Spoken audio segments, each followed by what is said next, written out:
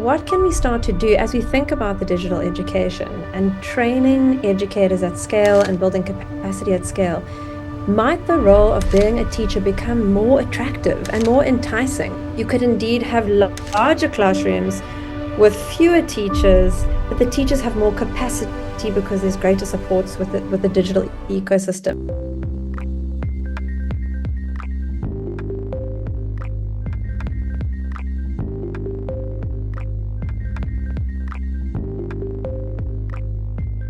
Hello, everybody, and welcome to Episode 9 of the Digital Education Dialogues podcast brought to you by the Digital School, where we explore the ever-evolving world of education and technology.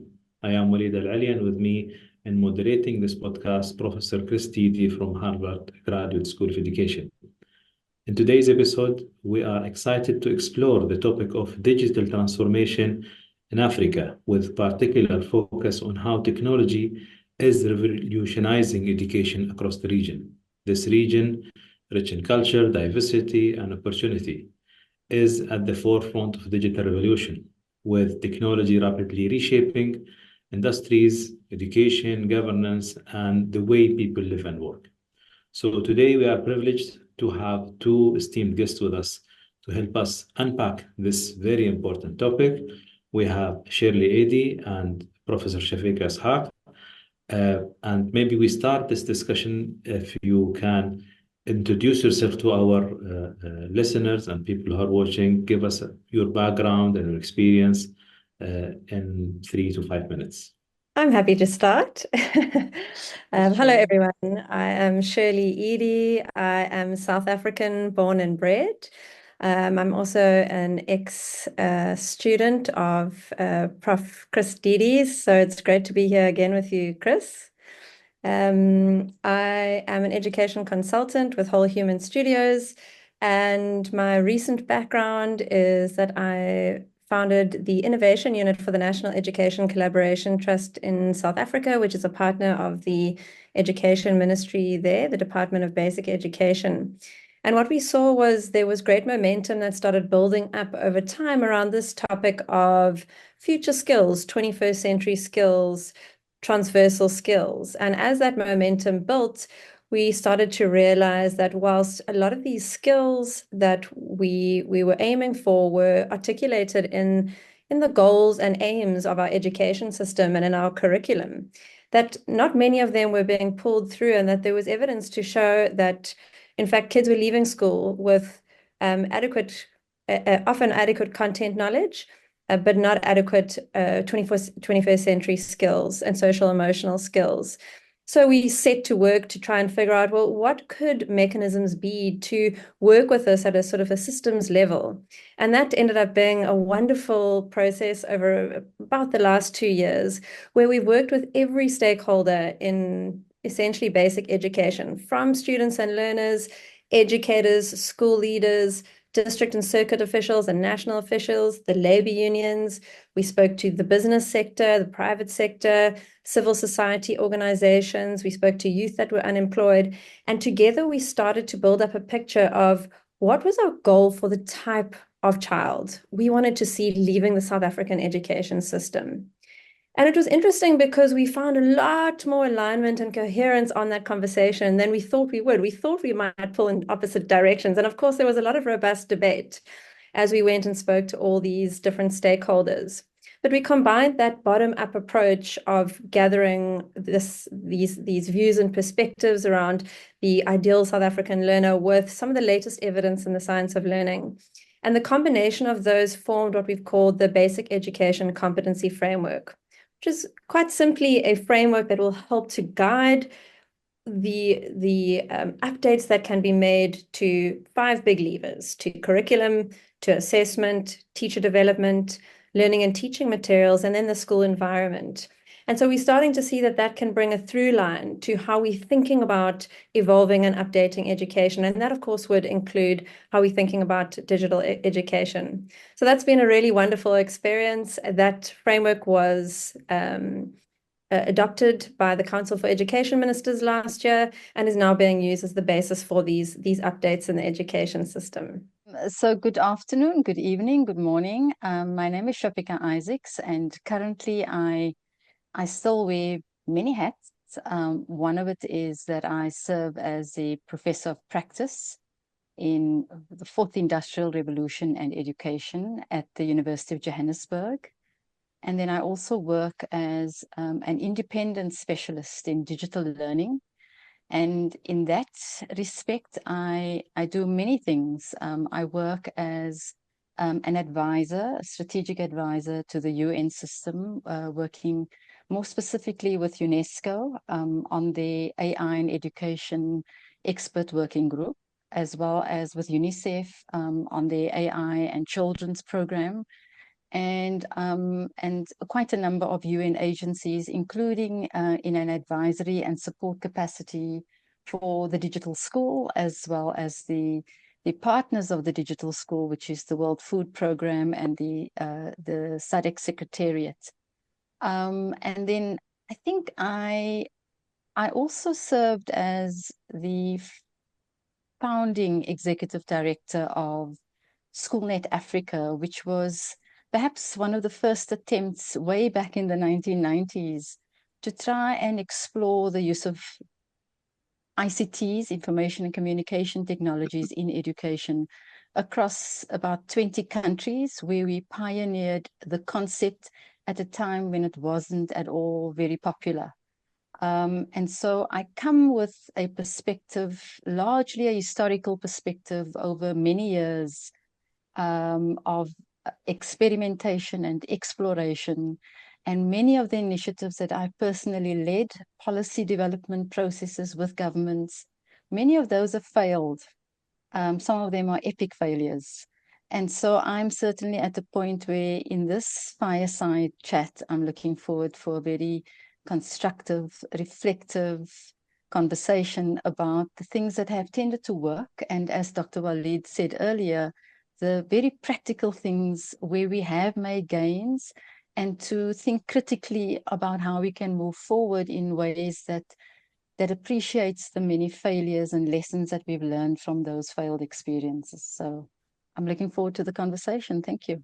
And as I listen to both of you, um, I'm really happy to hear that you are focusing on future skills and aspirational vision for students that's ambitious in terms of their AI and their digital knowledge. So often we see people come in to global South countries with deficit models. You know, these people are broken. We're going to come fix you. I'm from Harvard and I'm here to help you. You know, all this stuff. And Linda Darling Hammond and many others point out that the quickest way to get an achievement graph is that if you're privileged, you get enrichment, and if you're have been marginalized by society and you start with a different set of needs, then you're given remediation.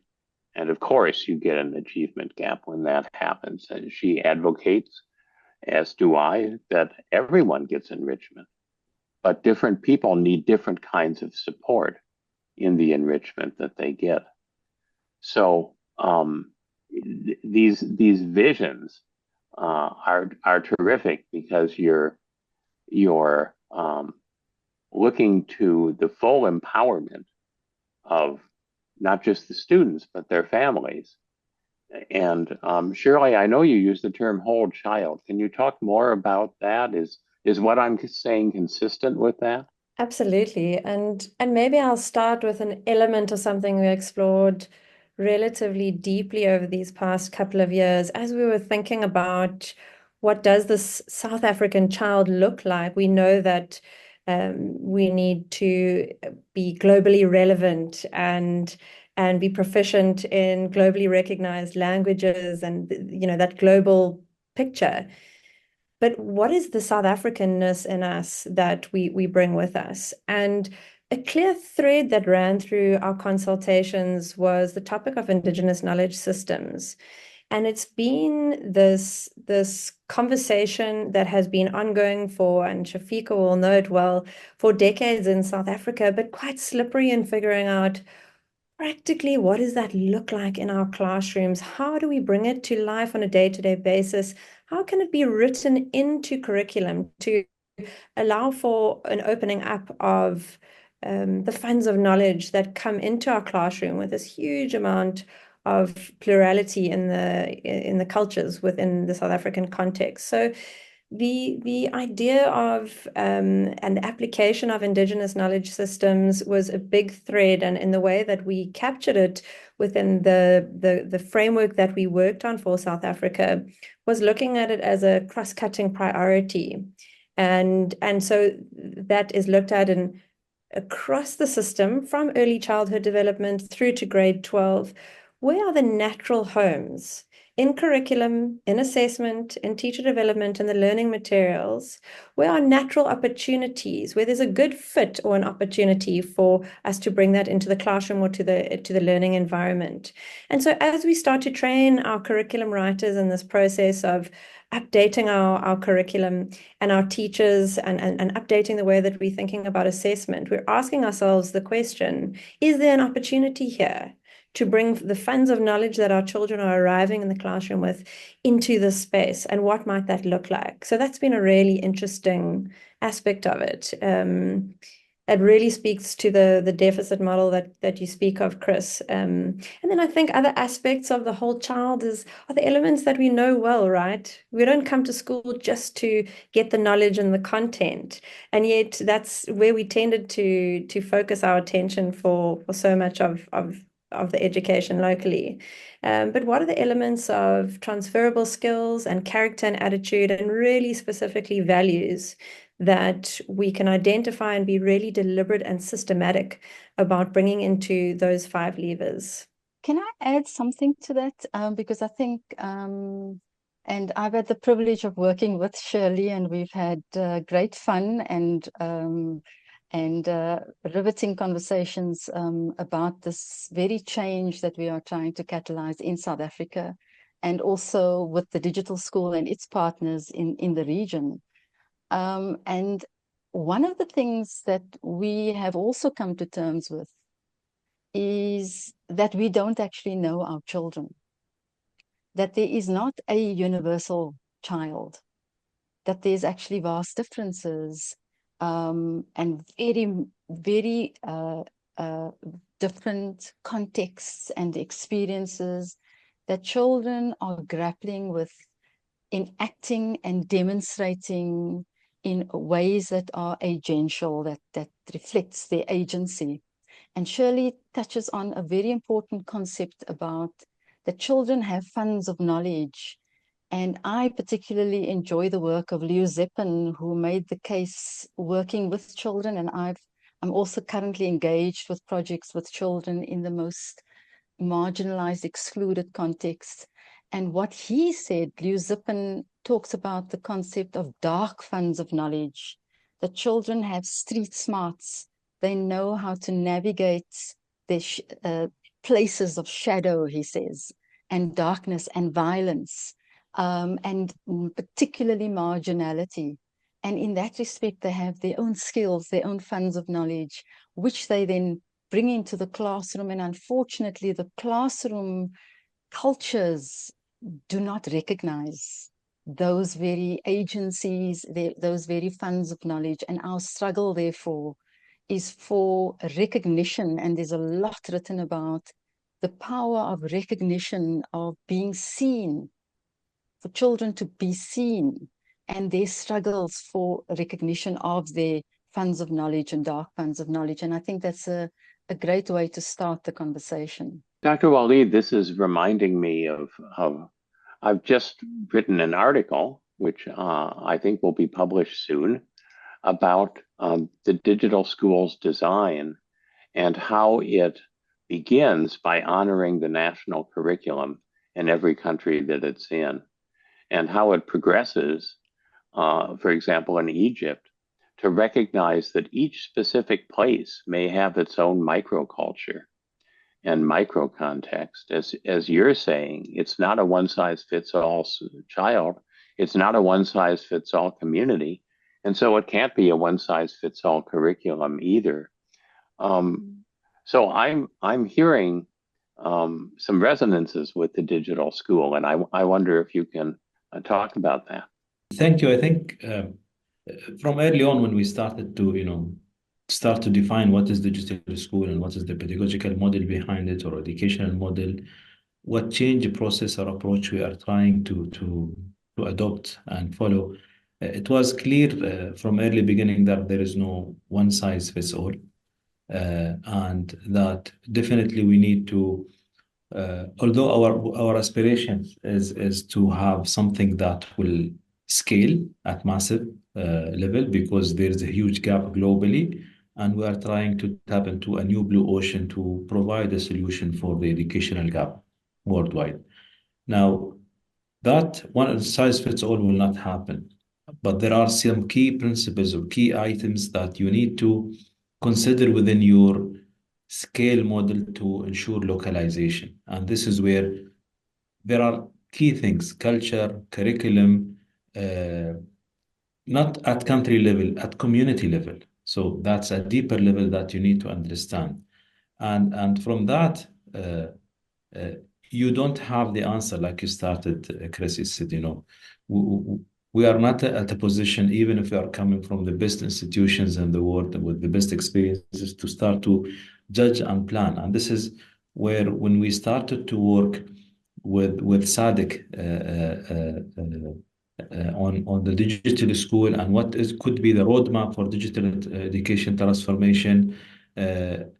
It was at the first, part of the workshop that we have done with the Good Food Program and SADC Secretariat and several ministries of education. Shafika was there with us and planning the whole thing. It was, why you are talking to us about digital education and we are interested in malnutrition and feeding and very basic things. And we were trying to explain, to understand what are their needs, and then to say, okay, well, digital can help you this way. If you have a problem with educators within this community, this is how we can drive it. And we were just trying to identify the key areas of interest. After that, we told Professor Shafika, you know what? These are kind of the high level themes of what could be the roadmap for digital transformation. You take it as University of Johannesburg in South Africa, you know the area well. Please start drilling down into this and how this roadmap can be extended to a full document plan. And this was originally and intentionally to not design something just, outside of the culture, outside of the region. Even with that effort, we got more understanding, but still, I've heard many times the term, we need to be practical. It's the year of education in African Union this year, and among many calls, we need to be practical, and this is where, when we come on ground and start implementing,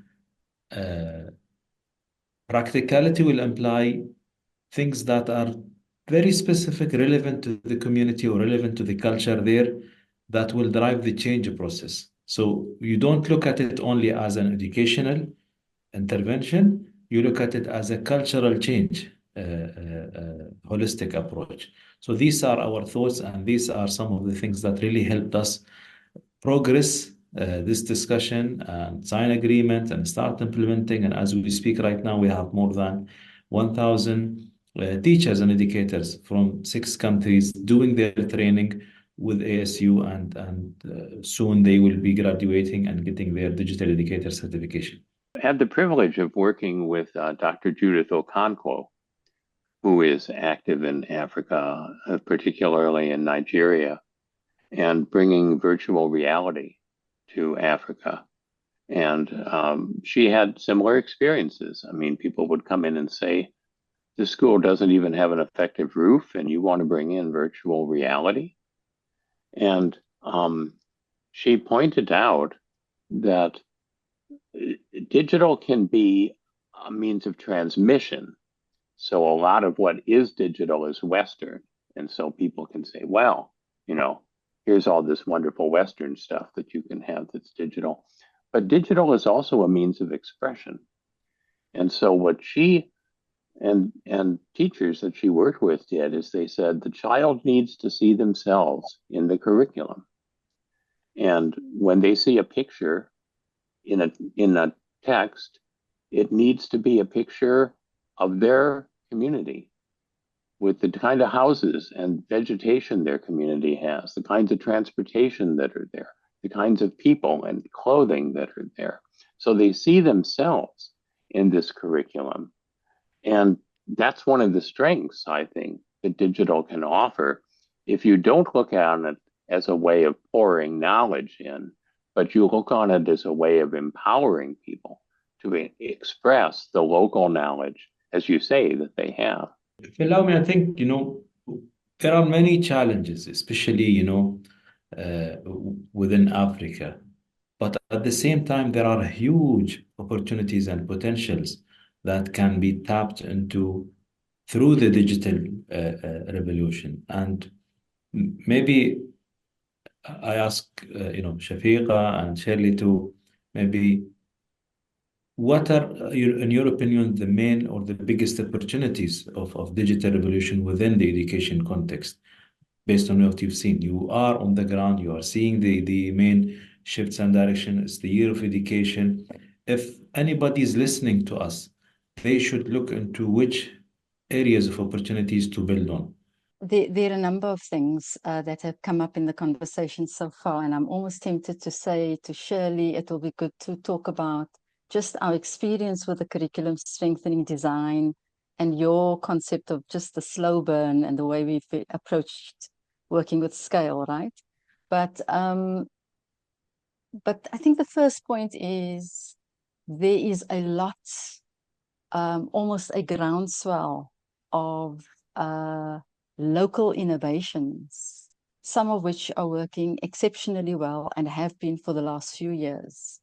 And one of the things that the digital school have opened up for us is that conversation.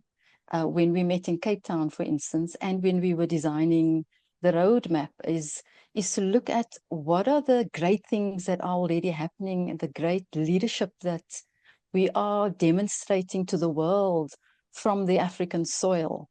And so one of the very practical examples that come to mind, for instance, is the African Storybook Initiative, which we've also showcased in the digital school. And that is that, it's a group of phenomenal pioneers that have set up an entire continental ecosystem of practitioners to focus on the design and development involving children of open education resources to support reading and literacy, particularly in the early grades. And it is certainly one of our most successful projects, to the extent that it's won many global prizes, because it tapped into indigenous knowledge systems.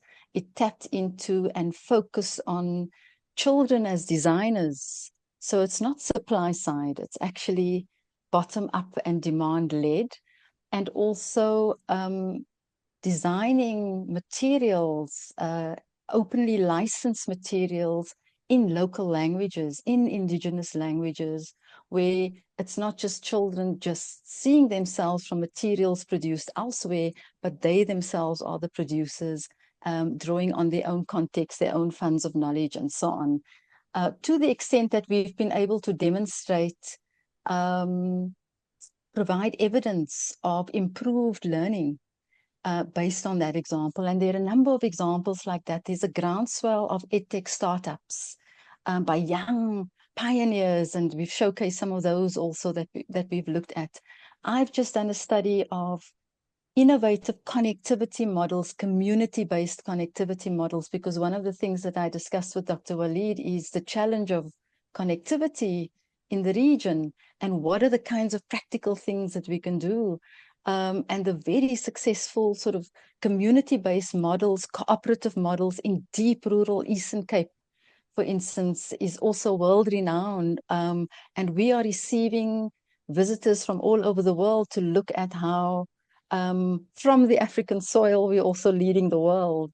And so I think that there's a lot there, and there are also lots and lots of failures. And I think it's finding, the criticality to engage with the failures, but also to look at what we can build on.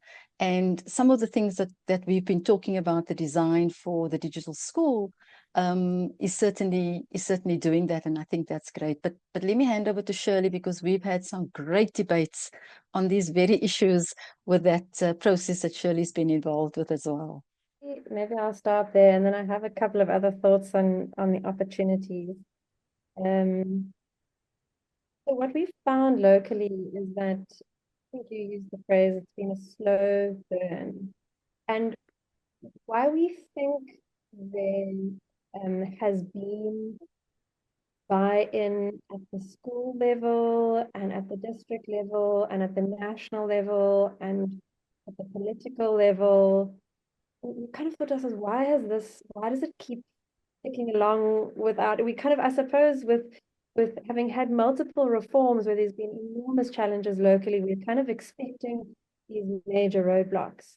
And what we're noticing is we've taken almost a conversational approach, although we've never really defined it that way, have we, Shafika? But a conversational approach to both designing the process and the process in and of itself. So in designing the process, we've gone to the labor unions, for example, and we've said, look, we really would like you to bring your experiences and your learnings into this process from the get-go. We don't want you to be in an audience when we're hosting or facilitating workshops or conferences or seminars. We want you up there with us and designing and presenting with us. And the same has gone for multiple stakeholders, and it's been this kind of conversation which has felt like it's led to the opportunity for conflict resolution in process. So when issues come up, it's not, well, we told you so. It's, well, how do we approach this issue together? We're kind of sitting on the same side of the table. So that's been really interesting. It's been slow, but not too slow, highly consultative and very conversational in its nature. A couple of other thoughts just in terms of opportunities in the region, and maybe these are more the areas that I feel a bit excited about. Some of them a bit further from reach than others. And the one is the role of AI with African languages. Now, Chris and Shafika, you'll both be able to speak at much more length than I can on this, but there are strides being taken in the realm of AI gathering increased data and improved data sets to draw from for some African languages. And over time, that should increase. At what point we get to something that's genuinely useful in an educational setting is your guess will be better than mine. But I think there's an opportunity here to start contributing to innovation in that space. And there are some fantastic African-led hubs, think tanks, and experimenters and innovators who are playing in the space of AI with African languages, and the role that can play in education and personalization of education and localization of education. The other one, which is almost linked to this, is the opportunity and linked to what Shafika was speaking about earlier, which is to be building local digital content ecosystems locally on African soil, in our languages, with content, imagery, cultural nuance that is highly localized. And that's a combination of tech that can support these processes and time, as we start to build and grow this ecosystem. So I'm really excited about that space. And then a third area is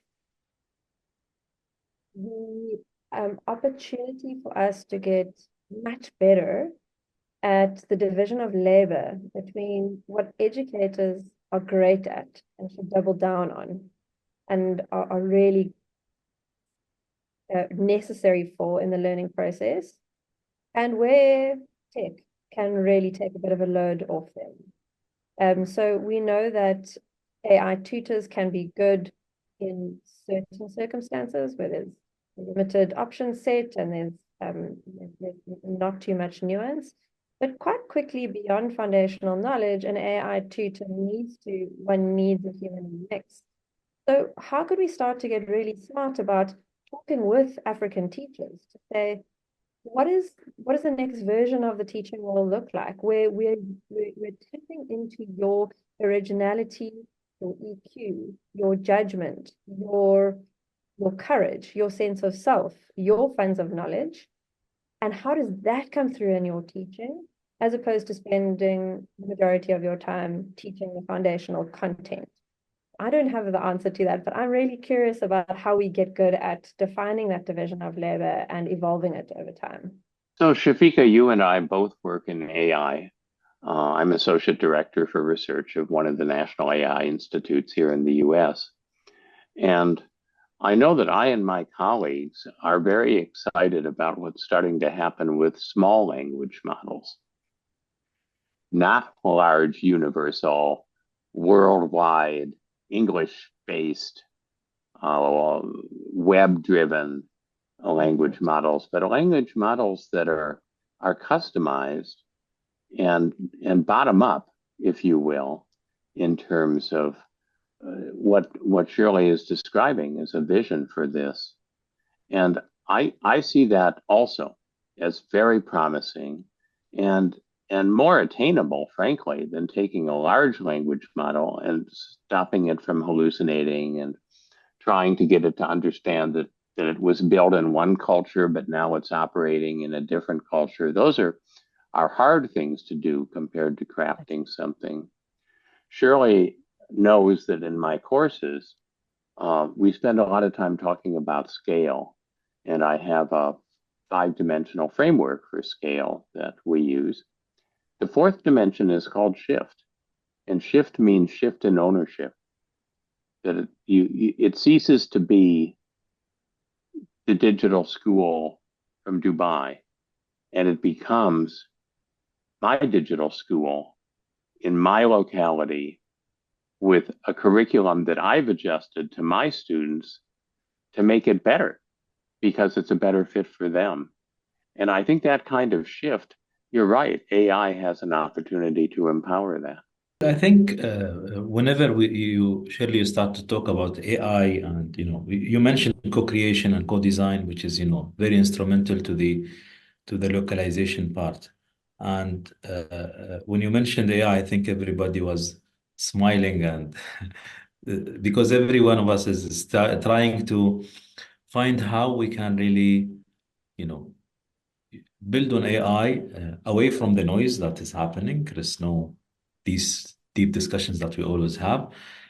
How we can take AI and put it in specific practical use cases that will help educators, at least starting with educators within the needs that are there for African teachers or for teachers in this country, in South Africa, or in this country in Namibia, and so on.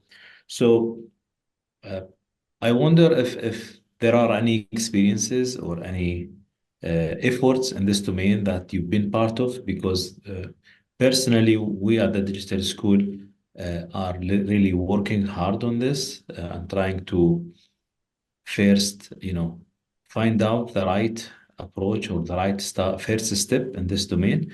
We are not looking at AI in education in the traditional way. We are trying to look at it within development and marginalized communities, how AI can really help. Because we think all the effort that is happening right now globally is AI in education, but within the normal setting, for students in modern countries, their needs are totally different. If we manage to enhance AI to help a specific use case scenario to train educators, companion for educators, or help a learner in a very specific set of skills that will enable or enhance their refresh their literacy or numeracy. These are very specific, low-level things, but that they are, if it works, it will achieve huge success at very large scale. So I wonder if anything is happening on your end, and we can build on that. So, yeah, I mean, my favorite quote is the woman who wrote the Atlas of AI was name now escapes me. But when she was asked what is AI, she says, it is neither. It's neither artificial nor is it intelligent. And the reason why I use that quote is because the conversations I've been part of in UNESCO influences policymakers in South Africa with the Ministry of Education people here, and also in Namibia when we were developing the Namibian digital learning policy, as well as with the SADC region and their digital learning competency framework for the SADC region. In all of those conversations, our underlining emphasis, the emphasis we placed on is that we tread with extreme caution with AI, and that we do not buy into what is still very much a hyped PR conversation, even though some people say it's reached the peak of the hype cycle, but it's still very much overhyped. And you know, we just have to go to LinkedIn to see how everybody and their dog have produced frameworks. I was telling Dr. Waleed that there are probably something like 289 frameworks on AI in education alone. And then on the ethics of AI, there are about 355 frameworks. And the numbers are increasing because everybody is developing frameworks that doesn't also address some of the practical challenges and the dangers that come with AI investment and experimentation and exploration. So the approach that we are taking, and it has been part of the conversations in UNESCO, is, yes, it is a framework, but we developed an AI competency framework for teachers and an AI competency framework for students, which we launched last week. But the reason for developing those, and it's a conversation starter really with governments, is that we need to ensure that our children and our teachers and our communities are able to engage with this massive onslaught in ways that that do not, you know, decrease their agency, that do not challenge their agency, and that encourages them to be critical. So developing critical agency and engagement with AI, critical thinking skills, and engaging with ways that ensures that it is safe, it is trustworthy, it is ethical. And how do we do that? And so those are the kinds of models that we are exploring with. So for instance, in South Africa, as we speak, we were targeting not children, but the curriculum writer. And Shirley and I have just been part of a fantastic workshop with 400 curriculum writers over almost a month, right, Shirley? So, and how can we design a small language model that is safe, that is trustworthy, that is co-created by the very curriculum writers who are battling with a number of the concepts that we're grappling with in our new curriculum framework that's emerging. And that we'll do that with a small number of people in very limited, structured, targeted communities, just to explore. And it may not even work, but that's sort of the approach and the culture of caution that we are wanting to inculcate, that focuses on people being critical, but also not throwing out the baby with the bathwater and saying, you know, we don't want to engage with AI at all. One of the things that we have spoken a lot about in UNESCO is that children and teachers and parents and so on need to know that they always reserve the right to opt out, that they reserve the right to refuse to use the tool, that they can, if their photograph is being taken, to ask for the photograph to be taken down, etc., which is part of building critical agency. And I think that we've got a long way to go, but maybe what we can do is integrate in our models of teacher development that we are doing in South Africa and in a number of Southern African countries right now, is integrating those dimensions of fostering critical agency as we engage with the technologies as they are rapidly evolving as well. And at the same time, taking this tide of hype, just taking on the hype and challenging it is quite an important part of it, because we've also had the advantage of, over the last 20 years with hype, we've seen failures that have caused huge wastage, that have also caused huge harm, and that have actually deepened inequalities, multifaceted inequalities that actually digital technologies, poorly designed, have actually catalyzed. And so for all of those reasons, exercising caution, learning from the past experience, doing small scale, going deeper, fostering critical agency is sort of the way we are wanting to inculcate a culture of engagement with technologies in the region. And I couldn't agree more with all of the things that you said and how important this is. Too many times, people in the global South have been told this technology is magic. It's going to solve your problems. One laptop for a child, was an example of that.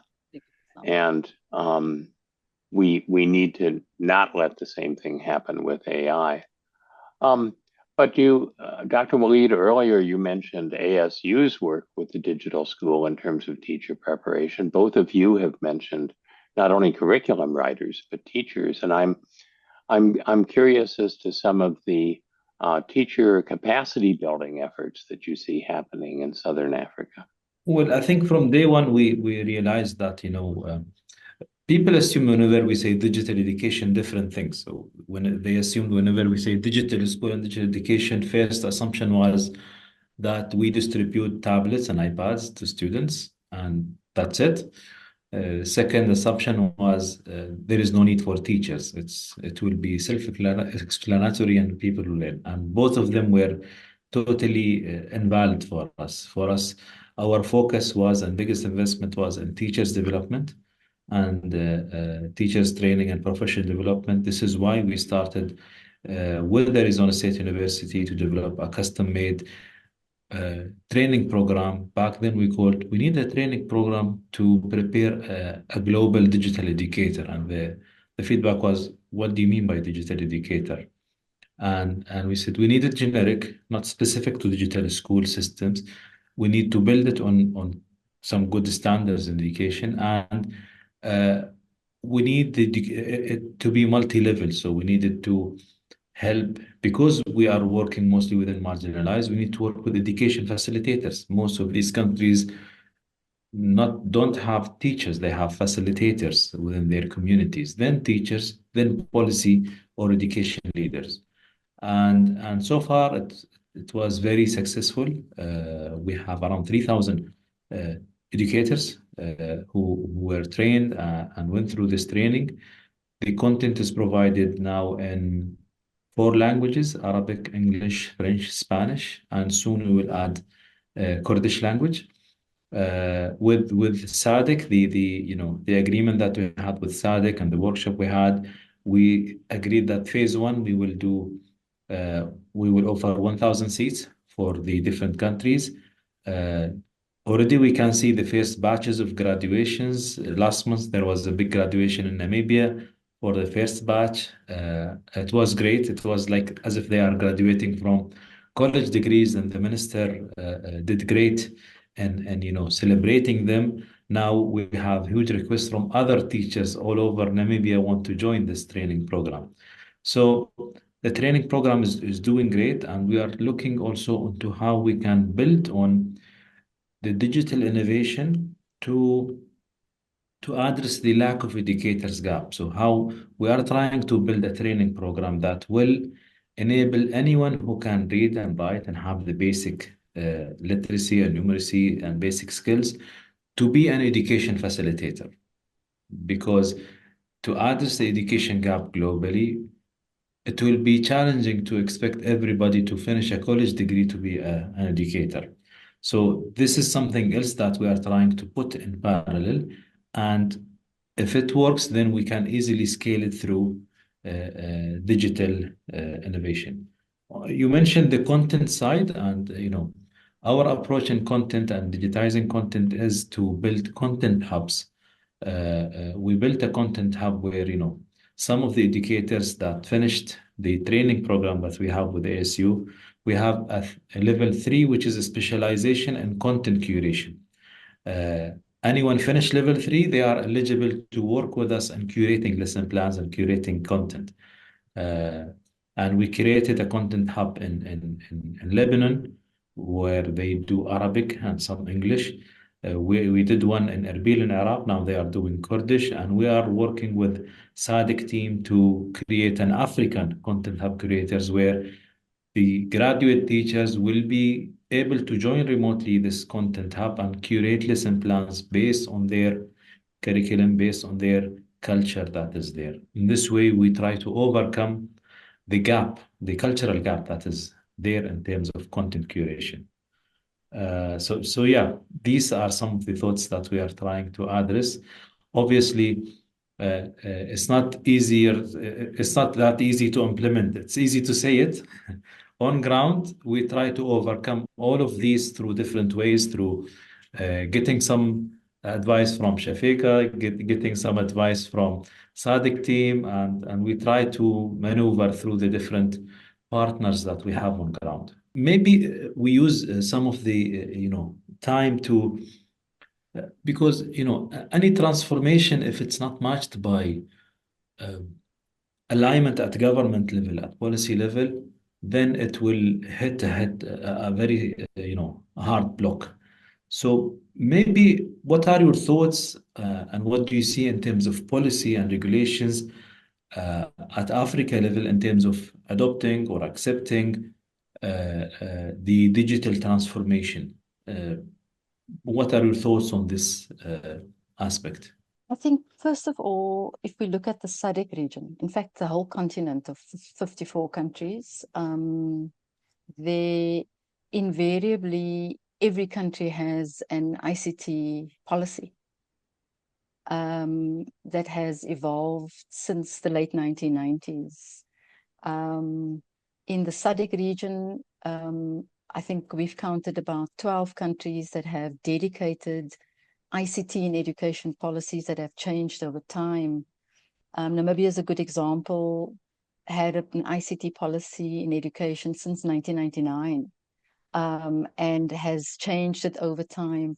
And why I raise that is because the policy experience so far has been great at the conceptual level and at aspirational level. In fact, they've all been aspirational policies, really beautiful vision statements, and they've been predominantly faith-based, visionary, aspirational statements, and I've been integrally part of the design of many of them.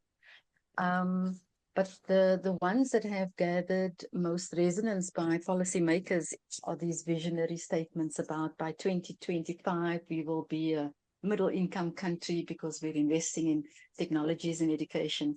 And many vision statements speak that language, aligned to the SDGs and so on. But what we are seeing emerging now, the kinds of policies that are emerging now and the experience we've had in Namibia over the last 12 months is a lot more realistic, a lot more practical, recognizing the value of policy to mobilize the whole of society, all the stakeholders around a clear, practical plan. It is a lot more pragmatic in its master plan design in terms of what's achievable. And also appreciating the importance of bringing in all the stakeholders. And Shirley's talked about, but in the case of South Africa, Namibia, and Zambia, and a number of countries, bringing in, for example, the trade unions, the teacher unions, as active participants in the design of the policy and also the implementation of the policy. So in other words, there's a lot of experience and lessons that we've learned of failed policy, of policy failure in digital education, ICT in education, and it's now called digital learning policy. And the way we are designing policy interventions are also a lot more realistic, more practical, and also building in systems for monitoring, evaluating and learning as we implement, so that we can see where things are not working and where things are working. And so there's a bit more optimism, because to be honest, the people who have been involved on this journey over the last 20 years also have a profound sense of fatigue with, oh, another policy that, it's not going to work and so on. But there is a renewed energy around being a lot more practical and learning from the past. And so the interventions we've planned in Namibia dovetails with some of the things you've mentioned, Dr. Waleed, around what the digital school wants to do with teacher education, for instance. And so I'm a lot more hopeful that maybe the next round of 5-year policies will have more success than we have had in the past. Just 2 quick thoughts. That is, I really wonder how we engage the policy environment when the rate of change is what it is, If you look at the amount of tech-related and digital innovation in the education spaces in sub-Saharan Africa, it has been skyrocketing.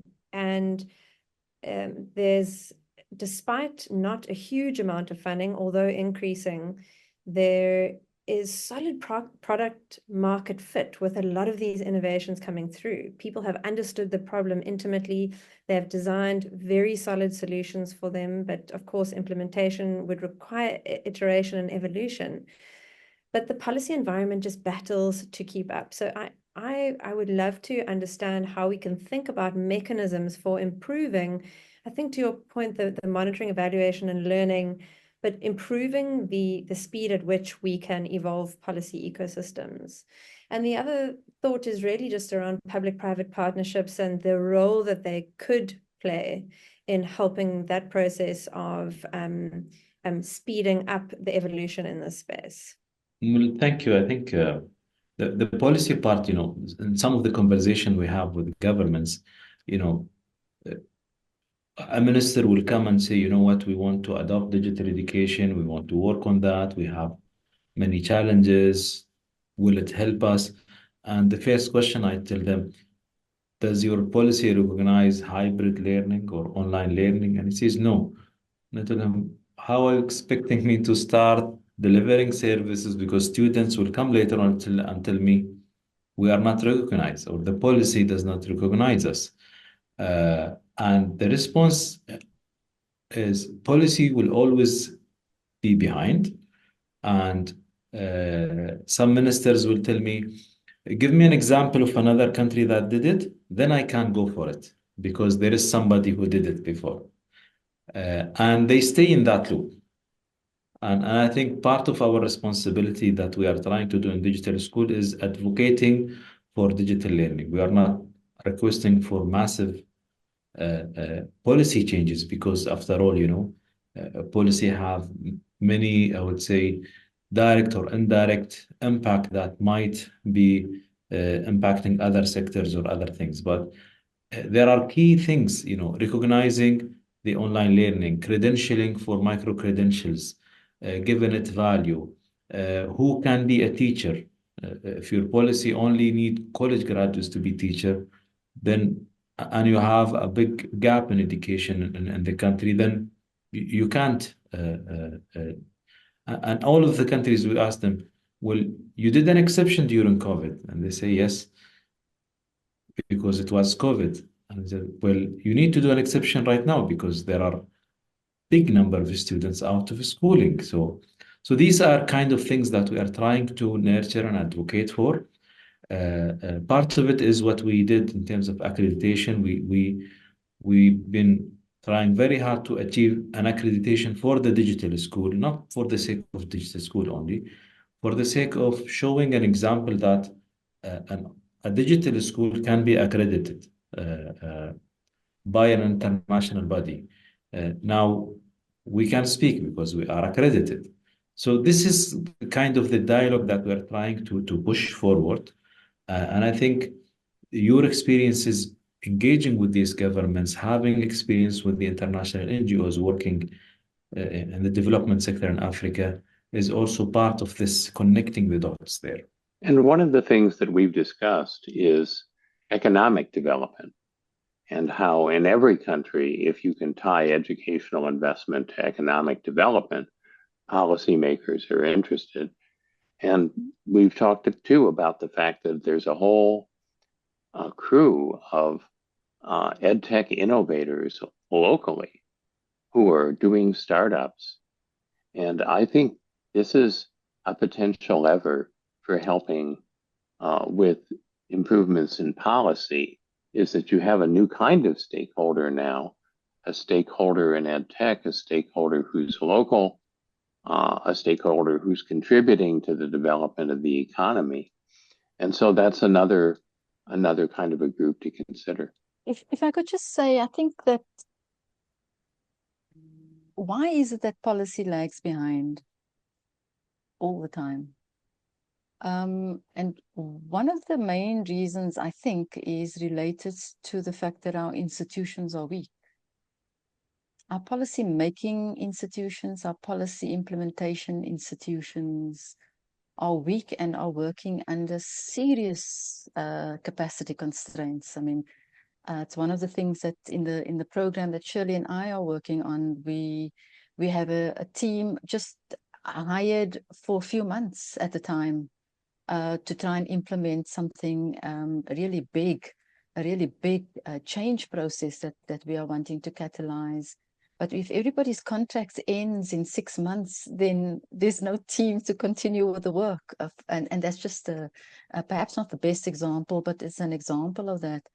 And so I think that investing in policy change will have to be accompanied by investing in strengthening leadership capability and institutional capacity. And that part is very hard. It's very hard. It's hard because institutions are like big elephants or dinosaurs. They don't change they're not agile. They are very compliance driven and rule based and, all of those things. And so then finding bridges between sort of dinosaurus institutions and agile institutions outside of state organizations is perhaps one of the ways that we can look at expanding capacity. And those are the kinds of models that we are experimenting with at the moment as well. Normally, the last 5 minutes of our episode, we ask our guest a specific question, which is related to what developments you want to see in the next 5 years. I mean, I always say that if we can look at it from the perspective of the child, African children, then the focus has to be to engage with children in a way that we can just grow their capabilities and their sense of agency and will to live healthy lives. And that means focusing all our attention on ensuring that we improve the lives of children with children. And we could start with, the literacy programs that everybody's prioritizing right now. It's a good priority. And if we can integrate in the priority to get every 10-year-old to read for meaning in their own language and dovetail that with them being whole children, I think that in the next 5 years, if we get that right, then we would really have changed the world. I think if I zoom out for a moment, if we can start to crack more of the equity and access piece in sub-Saharan Africa, through smarter approaches to delivering education. It's not a this is not a small one, but greater equity and access for me would just be. I mean, we've made good strides there, but there's a lot more work that needs to be done there. When I think about teachers, I wonder if, and maybe this is me being overly optimistic, but can we create environments within which it starts to entice teachers into the profession, or people that didn't imagine there would be teachers into the profession? We know we've got a massive teacher shortage ahead of us. So what can we start to do as we think about the digital education and training educators at scale and building capacity at scale? Might the role of being a teacher become more attractive and more enticing?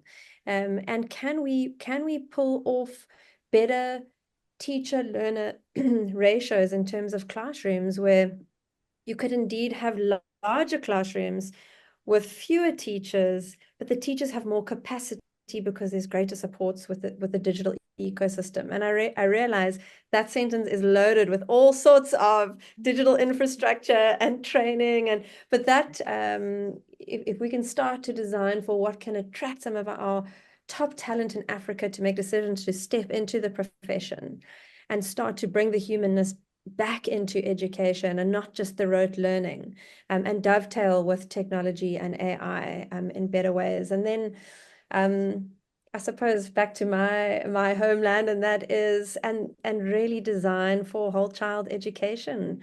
What does the African whole child look like?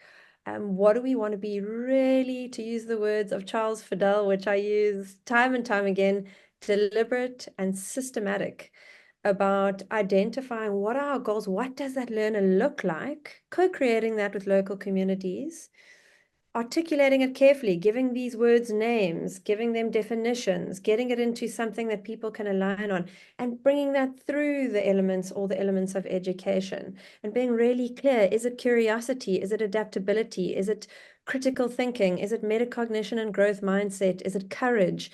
Is it creativity? What are we designing for? And what are the steps that can lead us there? If I can add very quickly, as a 5-year aspiration of mine, Shirley knows as a former student of mine that I believe that the next great breakthrough in education as a new kind of 21st century education will come from the global South, not from the global North. There's too many barriers in the global North.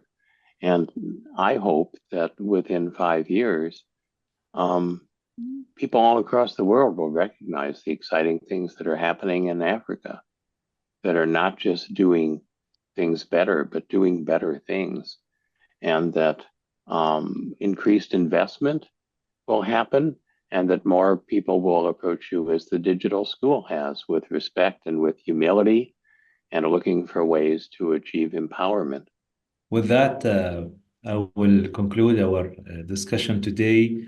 Massive needs, massive potentials, and that will hopefully, with the right innovation and the right implementation, will lead to massive growth and impact for Africa and the whole world. So I would like to thank you all for your time and your great discussions today. And hopefully we will carry some of these discussions and move it to practical joint projects, as we already started some of these on ground. Thank you all very much, and have a good day or have a good night. Sure. Thank you. Thank you. Thanks Thank for a you. lovely discussion. All the best. Bye-bye.